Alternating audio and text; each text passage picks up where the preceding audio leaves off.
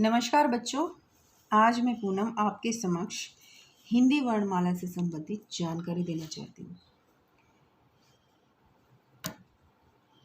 आइए समय को गंवाए बिना शुरू करते हैं वर्णमाला।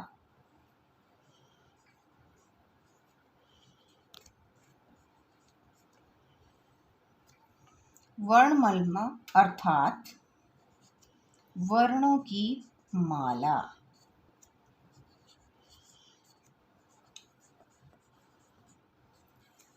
जिस तरह से हम मोतियों को पिरोकर गले में पहनने के लिए एक सुंदर हार बना लेते हैं, ठीक उसी तरह से वर्णों को जोड़ जोड़कर हम शब्द बनाते हैं। वर्णों की माला अर्थात शब्द। किसी भी शब्द को बनाने के लिए हमें वर्णों की जानकारी अवश्य होनी चाहिए। वर्ण यानी कि अक्षर।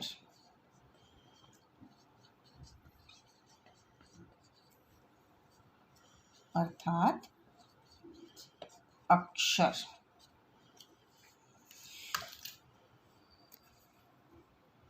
हिंदी वर्णमाला में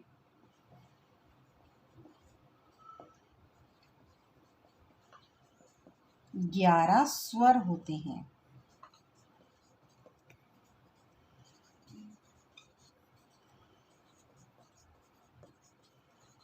स्वर होते हैं तथा 33 व्यंजन।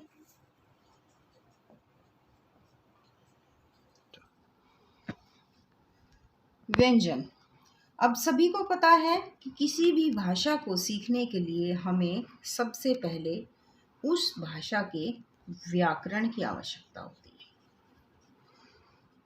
व्याकरण अगर हम सीखते हैं तभी उस भाषा को पूर्णतया हम सीख पाते हैं। अगर व्याकरण नहीं सीखी तो फिर हमें उस भाषा को सीखने में भी व्यवधान आ सकता है। इसलिए व्याकरण में भाषा की सबसे छोटी इकाई हमारे पास होती है वर्ण। वर्ण अर्थात अक्षर। अक्षरों की जानकारी प्राप्त करने के लिए हमें वर्णमाला को समझना होगा, जिसमें हमारे पास 11 स्वर होते हैं तथा 33 व्यंजन होते हैं। चलिए अब वर्णों की जानकारी देते हैं। ये है वर्णमाला। इसके 2 हिस्से हैं, स्वर, दूसरा है व्यंजन। स्वर अर्थात मात्राएं। हम सभी को पता है बच्चों कि स्वरों की मात्राएं होती हैं। जब हम स्वरों की मात्राओं को व्यंजन के साथ मिलाते हैं तभी हमारा शब्द बनता है। स्वर, मात्रा तथा व्यंजन मिलकर शब्द बनाते हैं।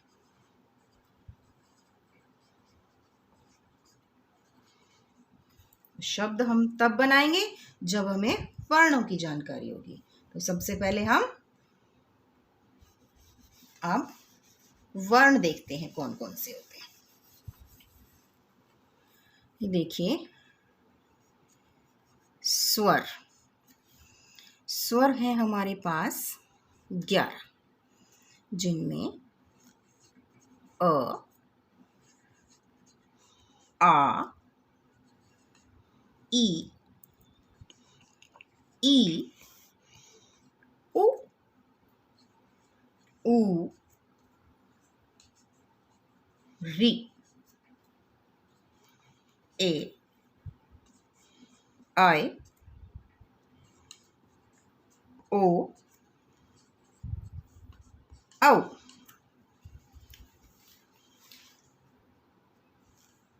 मुख्यतया हम इस अक्षर को छोटा ऊ और इसे बड़ा ऊ उच्चारित करते हैं। ठीक उसी प्रकार छोटी ए और बड़ी ए, छोटा ओ और बड़ा औ, ये हम उच्चारित करते हैं। उसके बाद हमारे अंग और अह, इन दोनों को हम अयोगवाह कहते हैं। अयोगवाह। 1 2 3 4 5 6 7 8 9 10 11 हमारे पास हो गए स्वर, 2 हमारे हो गए अयोगवाह। इसके पश्चात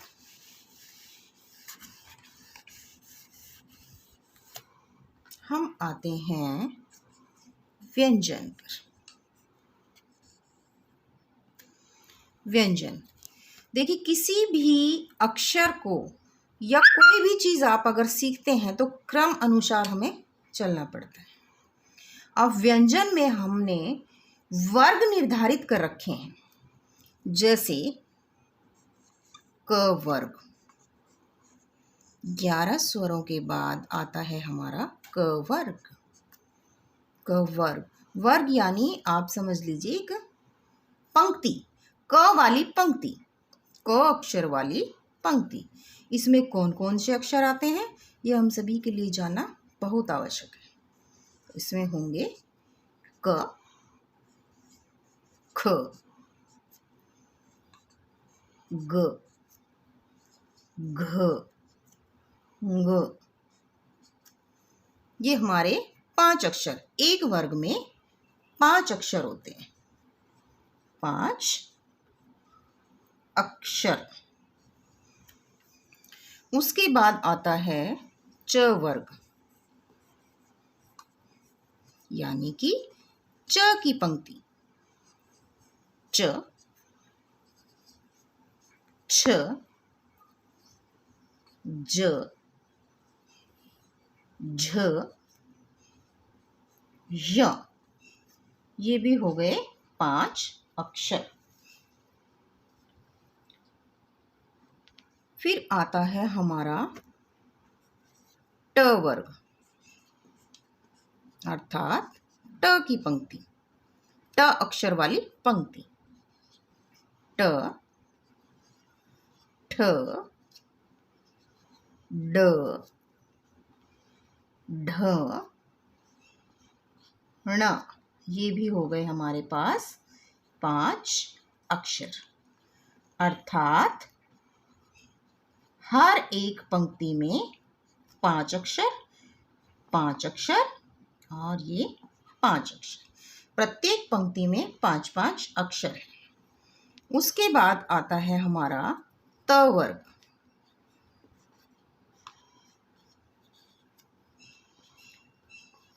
त,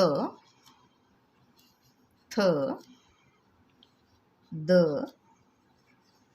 ध और न, ये भी हो गए 5 अक्षर। उसके बाद अंतिम वर्ग में हमारे पास आता है प वर्ग। प वर्ग में अक्षर हैं प, फ, ब, भ और म। कुल अक्षर हो गए 5।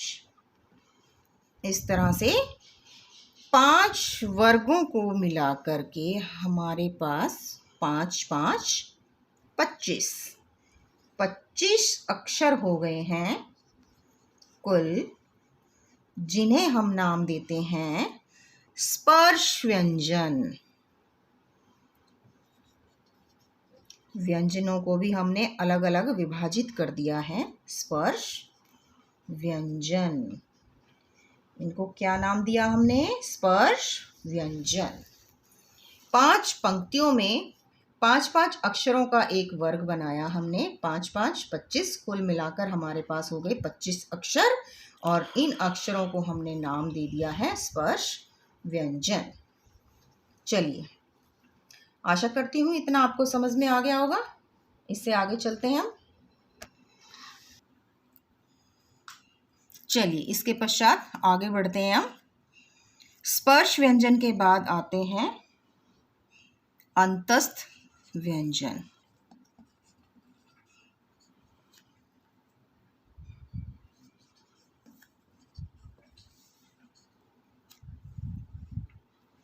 अंतस्थ व्यंजन में हमारे 4 अक्षर होते हैं। य, र, ल और व। उसके पश्चात आते हैं हमारे ऊष्म व्यंजन। ऊष्म व्यंजन में भी 4 अक्षर होते हैं हमारे।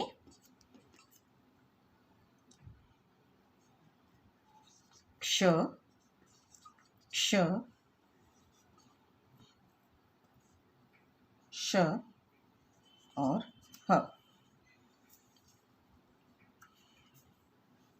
संयुक्त व्यंजन।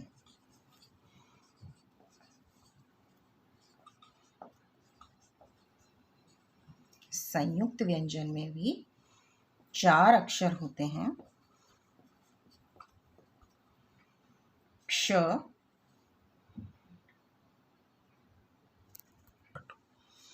संयुक्त व्यंजन।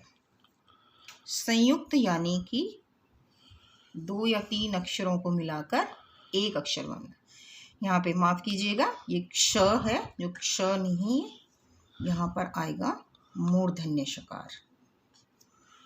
मूर्धन्य शकार ये होते हैं हमारे पास ऊष्म व्यंजन। शलगम वाला श, षटकोण वाला श और सड़क वाला स और ह। उसके पश्चात आएंगे हमारे संयुक्त व्यंजन। संयुक्त व्यंजन में आते हैं हमारे पास क्ष। क्ष अक्षर ये हमारा 3 अक्षरों को मिलाकर बनता है, जैसे क, श और अ। ये जो हलंत होता है, हलंत, ये जब हम किसी भी अक्षर में से इस अ को निकालते हैं तो हमारे पास अक्षर हलंत वाला रह जाता है, और जब इस हलंत को हमें अगर हटाना है तो हमें इसमें इस अ को मिलाना होता है। ये हम सभी को विदित है कि इस अ की कभी मात्रा नहीं होती। कभी भी वर्णमाला में हम देखते हैं स्वरों में अ की मात्रा तो नहीं होती, लेकिन इसकी बहुत अहम भूमिका होती है, क्योंकि अगर किसी अक्षर में से हमने इस अ को निकाल दिया है तो अक्षर आधा माना जाता है। अगला अक्षर है हमारे पास त्र। त्र भी 3 अक्षरों को मिलाकर बना है, त, र, अ। ये बन गया हमारा त्र। उसके बाद है ज्ञ, ज, य और अ। ये बन गया हमारे पास ज्ञ, ज्ञानी। अंतिम अक्षर है हमारा श्र, श्रवण वाला। श, र, अ। इस तरह से ये सारे अक्षर 2 या 3 अक्षरों को मिला करके संयुक्त अक्षर बन जाते हैं। चलिए, आज की वीडियो में बस इतना ही। अगर आपको वीडियो पसंद आई तो वीडियो को लाइक कीजिए, चैनल को सब्सक्राइब कीजिए और जितना हो सके वीडियो को शेयर कर दीजिए। धन्यवाद।